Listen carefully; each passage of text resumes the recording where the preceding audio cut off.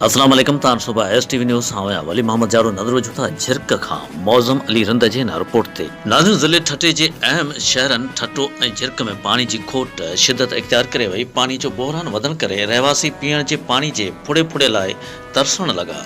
पानी की खोट खिलाफ PPP लेडीज़ विंग ज़िले ठटे जे अगवान नजमा शेख ऐं PPP लेडीज़ विंग तालके ठटे जे अगवान अमीना एहसान भट्टी ऐं ॿियनि जे अगवानी में एहतजाजी मुज़ाहरो करे नारेबाज़ी कई ऐं करबला करबला पानी छो न आहे भला जा नारा पुणाया।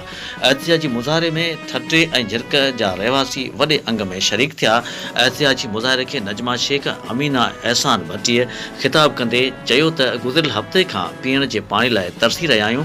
ठटो ऐं झिरक में पीअण जे पाणी लाइ रहवासी परेशान आहिनि। वाटर सप्लाई वारा बिजली जो न हुअण जो ॿुधाए पाणी न ॾेई रहिया आहिनि, जंहिं करे रहवासी मुश्किल ज़िंदगी खे गुज़ारे रहिया आहिनि। मुज़ाहिरनि आला इख्तियारनि खां मुतालबो कंदे चयो आहे त ठटो ऐं झिरक जे रहवासियुनि खे जल्द अज जल्द पीअण जो पाणी मुहैया कयो वञे। ॿी सूरत में वाटर सप्लाई स्कीम ख़िलाफ़ सख़्तु एहतजाज कयो वेंदो।